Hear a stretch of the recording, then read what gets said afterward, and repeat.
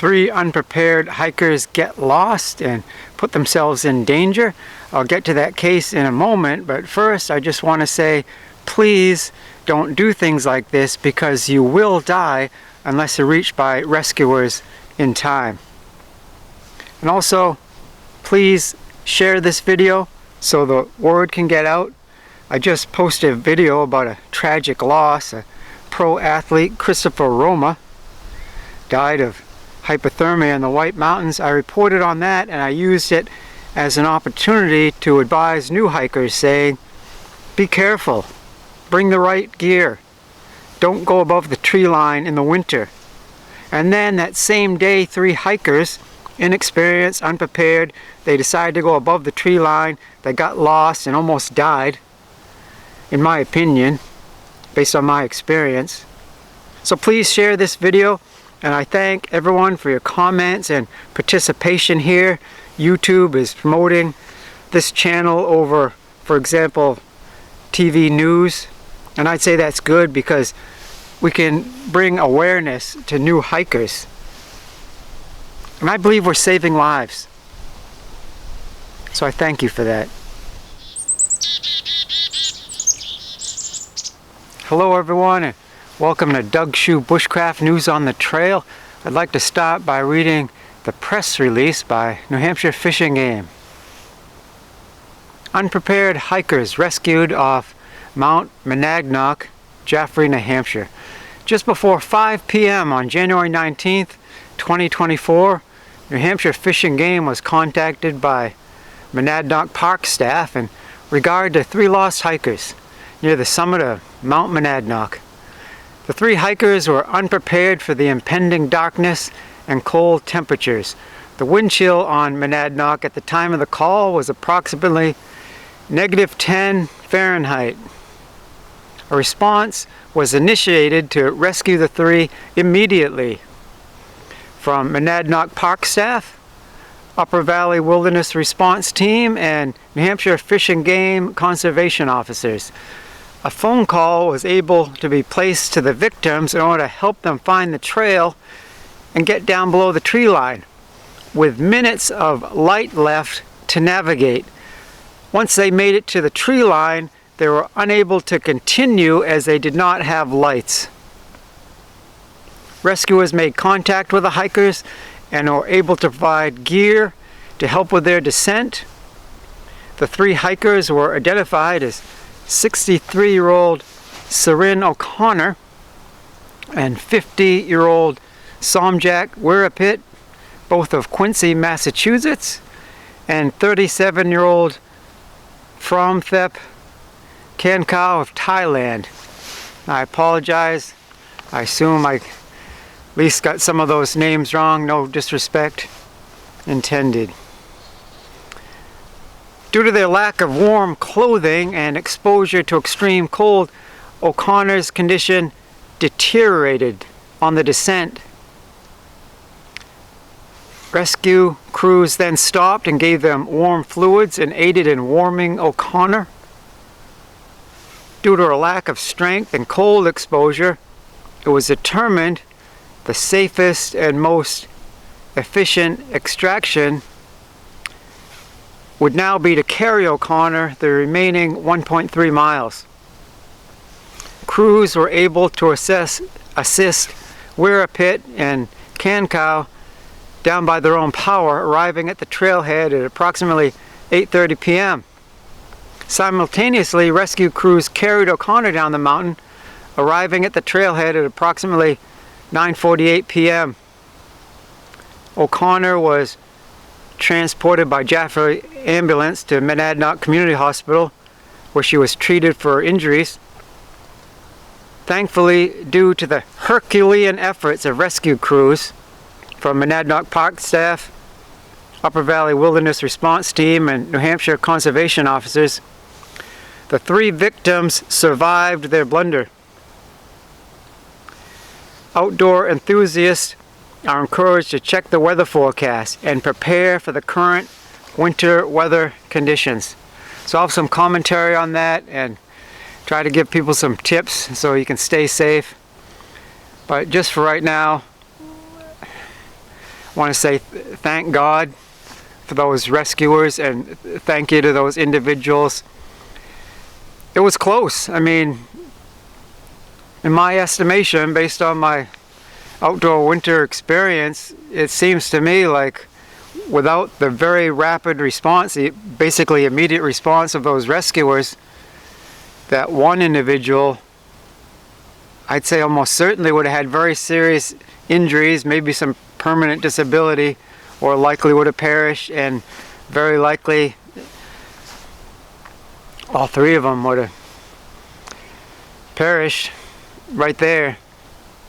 So I'm hoping that the seriousness of this sort of thing will sink in. I'm not trying to be harsh on these individuals. I mean, I don't know them, but it just seems to me they didn't know what they were getting into. See what I'm saying? Trying to get the word out, guys. I'm sorry that happened to them. Could have been worse. It seems the way this is worded, I don't know, but it seems like that woman was treated for her injuries and she's okay now. I'm making an assumption, but it seems like she was treated and released. I hope that's the case. So anyway, I reported on that previous case. Tragically, a well-known professional athlete, Christopher Roma, perished on Mount Guyot. So I was trying to use that opportunity to get the word out, particularly to new hikers, and try to explain the dangers of hiking in the winter in the White Mountains, particularly on ridges at elevation and above the tree line. Saying basically don't do it unless you're really experienced and then know the weather forecast and really assess the risk.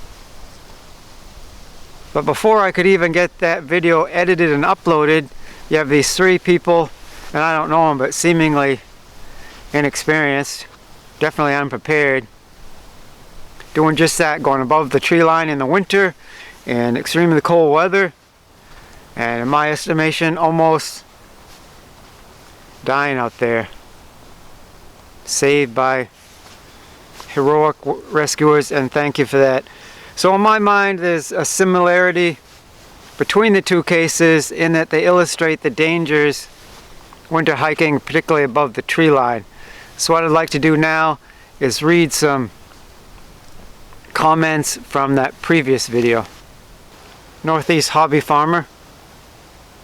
Our mountains don't care how experienced someone is. The best prepared and experienced people are frequently injured or killed, precisely because they'll push on where others will turn back. I used to tramp these mountains year-round, and I have had some bad experiences, but prevailed, fortunately. You mentioned ridges to stay away from. The Castellated Ridge Trail comes to mind, and the Knife Edge Trail over in Maine. Mr. Frenchy writes, hiking alone in them mountains, especially in the winter, is always a huge risk.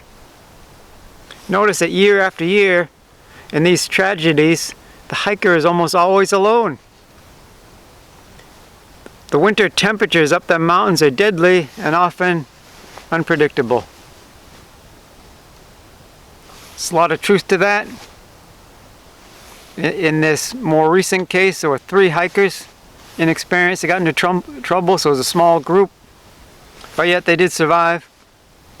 But notice there was that one person that, according to the news report anyway, the press release, seemed like one person was succumbing to the cold more quickly and more severely than the other 2. So God forbid there weren't any rescuers. You know, in a case like that, you know, I don't know about the particulars, that specific case, but in a case like that, you had 3 people, maybe the 2 could help the one that really got into trouble. Something to think about. I mean, I go out alone often. You see me here out in the woods, but I'm assessing the risk. All right. Leslie writes, phenomenal athlete and a regional icon. On being prepared, tote it all. But if too cold to access it, then it serves little to no purpose. once, in quotes, cold, once cold, by then it's typically already too late to course correct, especially if solo. Blessed to all affected by this loss. Blessings to all affected by this loss. And thank you for that comment. Very important point, and I thank everybody for all the comments. However, don't be critical or ungrateful, but just, please leave comments. I encourage anyone you want to say something, please say it. It's just that there's people that think, well, he should have done this, he should have done that, or I would have done this, I would have done that, and that's fine and good, but you have to do that before you're too cold. Once you're already getting hypothermic, it's difficult to do a lot of things. The organ that's affected the most quickly and severely, I believe, is the brain. Then you're not thinking right. So you're handicapped physically and mentally. If you wait too long, don't have any friends with you, rescue doesn't come. All too often that's it. So very good point in the comments, and thank you so much. Alright, in my humble opinion, this comment I'm going to read now is one that a lot of people need to hear. And I pinned it to the top of the comments in the previous video for that reason. Ray R. writes, haven't been on Bond Cliff Trail since the 1990s. But don't even suggest that he should have lit a fire up there. In a steady 45 mile per hour squall, it ain't gonna happen. I live in Jackman and have found 2 corpses in Maine and New Hampshire since 1986. Even if you have great gear and fitness, you can only endure around 6 hours at -30 temperature. If you are at altitude and you think the weather is trending extreme, then you must come down. Accidents happen, you can't take risks. Down, down, down. Any trip up the hill in winter, you must wear wool. Even then, when the wind comes, you have 6 hours max to come down or find shelter. Then he wrote a prayer in French. I believe that the translation is, Jesus, forgive our sins and lead all souls to heaven. Amen. Okay guys, I'm going to wrap this up. Just going to say, if you go out there, particularly in the winter, go prepared. And one of the things you need is a flashlight. Actually, I'd recommend 2 flashlights and spare batteries and or a power bank to recharge them. And what I like to do is I like to have a hat clip light or a headband light. And that doesn't have to be super bright necessarily, because usually I'm using it just to see where my feet are and directly in front of me on the path, or if I'm working doing things, just want it to be bright enough to do that. And if it is bright, I won't be able to turn it down to dim because it'll be blinding working on things close. So a headlamp, but then another flashlight that's a thrower so I can shoot a beam way down the trail. Or on the subject, Sofern just sent me this.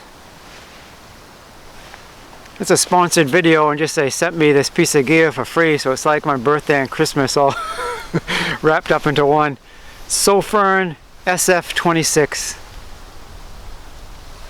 So that'll be coming up as a product review. Thank you, Sofern, for sending me this. And we'll also go over like flashlight type survival things, all the great stuff. So watch for that. And just in closing, be prepared, guys. Know what you're getting into. Don't take a lot of risks, because we care about you. We want you to come back safe. We don't want you to get hurt or leave this world before your time. We really don't. But think about this. This is also very important. If you go out there and get into serious trouble and have to call for rescue in bad weather, that means you're putting other people in danger.